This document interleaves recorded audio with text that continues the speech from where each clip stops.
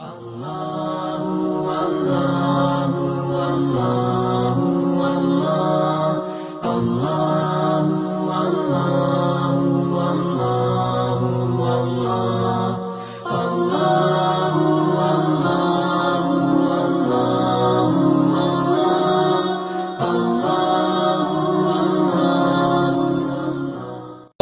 আযাবের কারণ কি, কেন কবর আযাব হবে? নবী করিম সাল্লাল্লাহু আলাইহি সাল্লামের একটি হাদিসে রয়েছে এর মুখ্য কারণ শিরক। কয়েকটি কবরের পাশ দিয়ে নবী করিম সাল্লাল্লাহু আলাইহি সাল্লাম অতিক্রম করছিলেন, সেখানে আযাব হচ্ছিল। ওহীর মাধ্যমে নবী করিম সাল্লাল্লাহু আলাইহি সাল্লাম জানতে পারলেন, আর তারা ছিল মুশরিক, শিরক করে মারা গেছে। মনে রাখতে হবে এই ক্ষেত্রে যে কোনো কাবিরা গুনাহ হচ্ছে কবরের আযাবের কারণ।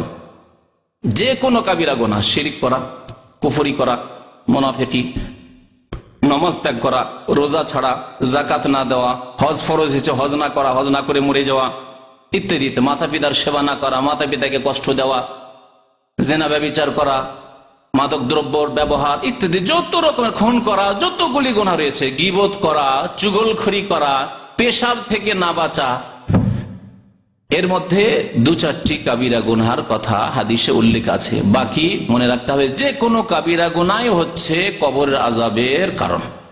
সুতরাং কাবিরা গুনাহ থেকে সব সময় বেঁচে থাকতে হবে, আর সাগিরা থেকেও বাঁচাতে হবে। কারণ সাগিরা যদি ঘন ঘন হইতে লাগে, বেশি বেশি হইতে লাগে, সেটাই কাবিরাতে বড় গুনাহে পরিণত হয়ে যাবে, যেমন হাদিসে রয়েছে। সুতরাং ছোট গুনাহ থেকেও নিজেকে বাঁচিয়ে রাখতে হবে, আর কাবিরা থেকে তো অবশ্যই বেঁচে থাকতে হবে। কারণ কাবিরা গুনাহ মানুষকে ধ্বংস করে দেয়, মানুষকে ধ্বংস করে দেয়, মানুষের ঈমানকে ধ্বংস করে দেয়, মানুষের আমলকে ধ্বংস করে দেয়।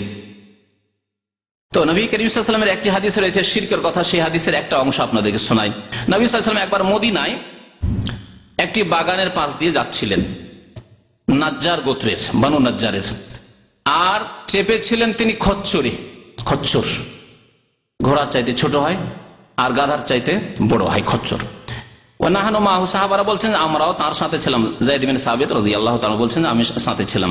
হঠাৎ করে খচ্চরটি লাফ দিয়ে উঠেছে, লাফ দিয়ে উঠেছে, নবী সাল্লাল্লাহু আলাইহি ওয়াসাল্লাম পিঠে চেপে আছেন, লাফ দিয়ে উঠেছে। ফাকাদাত তুলকিহি, এমন হে লাফ দিয়ে উঠেছে মনে হচ্ছে নবী সাল্লাল্লাহু আলাইহি ওয়াসাল্লামকে ফেলে দিবে পিঠ থেকে। ওয়াইজা আকবরুন সিত্তাতুন আও খামসাতুন আও আরবাতুন, আর সেখানে হয় 6টি বা 5টি বা 4টি কবর ছিল, বর্ণনাকারী সন্দেহ। নবী করিম সাল্লাল্লাহু আলাইহি ওয়াসাল্লাম জিজ্ঞাসা করলেন মান ইয়ারিফু আসহাবা হাযিহিল আকবর, এই কবরবাসীদেরকে কে চেনে, এখানে কাদের কবর আছে, কারা এখানে আছে?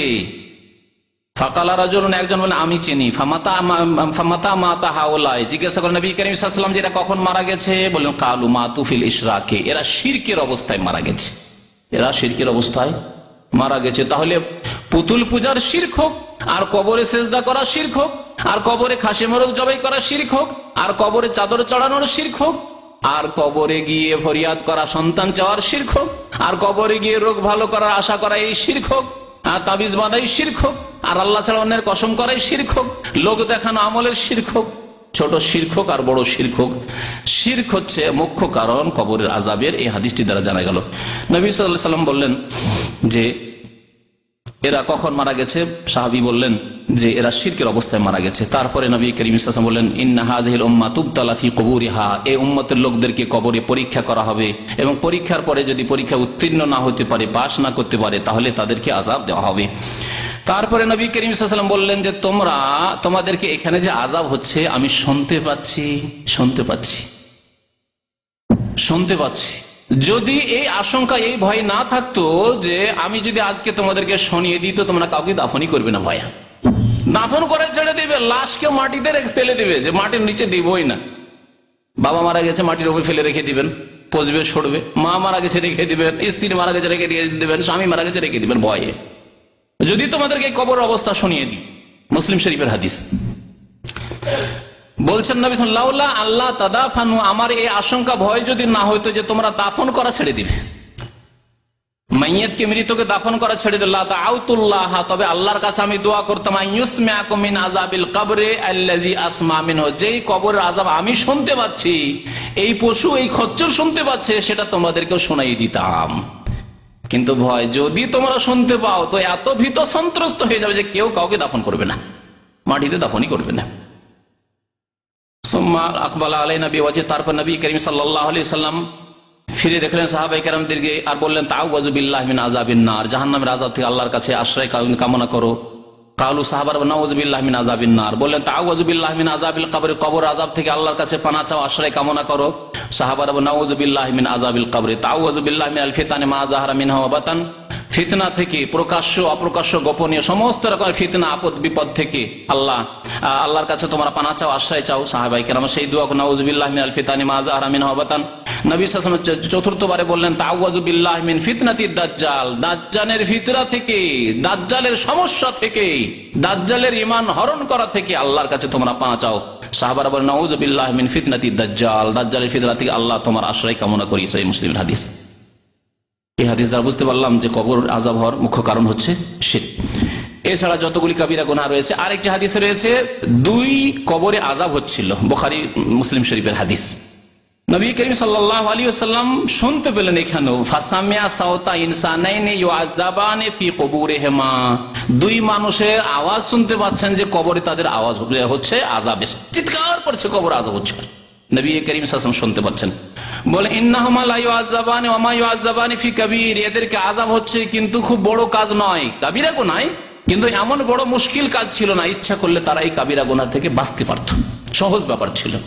তারপরে সংক্ষেপে বলছেন নবী করিম বলেন আম্মা আহাদুহুমা ফাকানা ইয়ামশি বিন নামিমা, তাদের একজন চুগলখড়ি করে বেড়াইতো। চুগলখড়ি করা মানে ফিতনার জন্য, লড়াই ঝগড়া বিবাদ লাগিয়ে দেওয়ার জন্য একজনের কথা আরেকজনের কাছে পৌঁছে দেওয়া। কখনো হয়তো আমি বা আপনি কোনো ব্যক্তি, কোন একটি লোকের কোন দোষ একটা উল্লেখ করলেন, বললেন কিছু যেটা ও শুনলে হয়তো খারাপ লাগবে, হয়তো কাজ কর্মে কোনো জায়েজও হইতে পারে, না জায়েজও হইতে পারে। অনেক সময় প্রয়োজনে বিবাহ শাদী লাগছে, আর জিজ্ঞাসা করছে ভাই ওই ছেলে বিয়ে করতে চায়, তাকে বিয়ে দেওয়া যাবে? তাহলে আসল কথা বলতে হবে।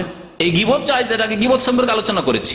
আর আরেকজন লোক এসে শুনছিল এরকম যে ওই যে বিয়ের জন্য যে দেখতে জামাই দেখতে এসছে বা মেয়ে দেখতে এসছে, ওদেরকে বললো যে না মেয়েটি ভালো নয়, ছেলেটি ভালো নেই। শুনে গিয়ে ওই মেয়ের বাড়িতে বা ছেলের বাড়িতে গিয়ে জানিয়ে দিল, আর জানো তোমাদের বিয়েটা কেন ভাঙলো?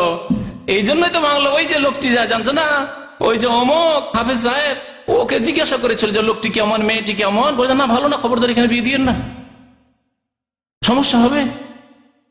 আর কি না হইতে পারে বলুন? মারামারি, জীবনও নিয়ে নিতে পারে, আমাদের বিয়ে ভাঙালি তুই, সারা জীবনের জন্য শত্রুতা। এই হচ্ছে চুগলখড়ি। তাহলে ফিতনা লাগাবার জন্য, ঝগড়া বিবাদ লাগাবার জন্য যদি একের কথা অন্যকে পৌঁছানো হয়, তার নাম হচ্ছে চুগলখড়ি।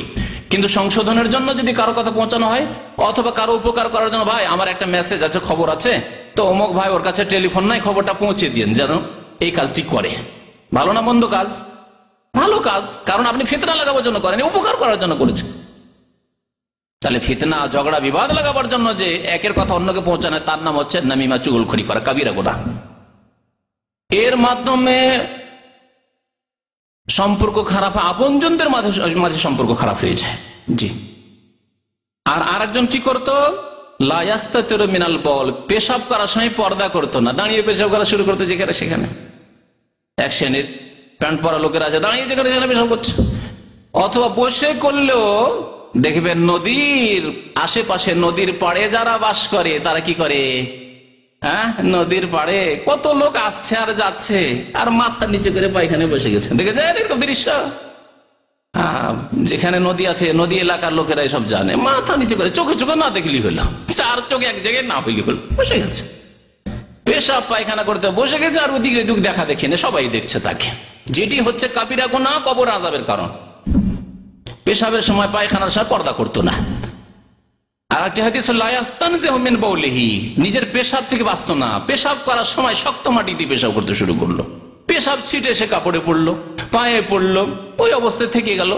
নামাজ পড়লো, ওই অবস্থায় তো নামাজ পড়লো। আর যারা বেনামাজি তাদের তার পরোয়াই নেই, যারা নামাজ পড়ে না তাদের তার পরোয়াই নেই, পেশাব গায়ে পড়লেই কি আর কাপড়ে পড়লেই কি, বরং তাদের প্যান্ট খারাপ থাকলেই সুবিধে, তাই না? তাদের কাপড় খারাপ থাকলেই সুবিধা। কারণ আমাদের দেশের বেনামাজিরা কুটুম বাড়ি গেলে, আত্মীয় স্বজনের বাড়ি গেলে, যদি নামাজি বাড়িতে যায়, দিনদার বাড়িতে, আমি দেখেছি, আমার এক চাচাতো মামা, দূরের মামা, কোনো কাজে এসছে, আর আমার আব্বা খুব শক্ত মানুষ ছিল, ও পানি দিবেই দিবে, যতই বেনামাজি হোক পানি দিতে হবে, আমাদেরকে হুকুম করতে পানি দিয়ে আসো, পানি দিতে, মামা নামাজ পড়বো না, তা আমাকে তো বলেই দিল আমি নামাজ পড়বো না। আমার আব্বা বলছে নামাজ পড়েন, বলছে কাপড় খারাপ, তো বেনামাজিদের আমাদের দেশে কাপড়ই খারাপ থাকে সব সময়। মহিলাদের তো মাসে 5 দিন খারাপ থাকে, আর বেনামাজিদের সারা মাস সারা জীবন খারাপ থাকে, সারা জীবন খারাপ থাকে এদের, ঠিক না? সব সময় বলবে যেখানে যাক না নামাজ পড়ে বলছে কাপড় খারাপ, এদের কাপড় সবসময় খারাপ থাকে, কি বইতে থাকে আল্লাহ জানে। আল্লাহু আল্লাহু আল্লাহু আল্লাহু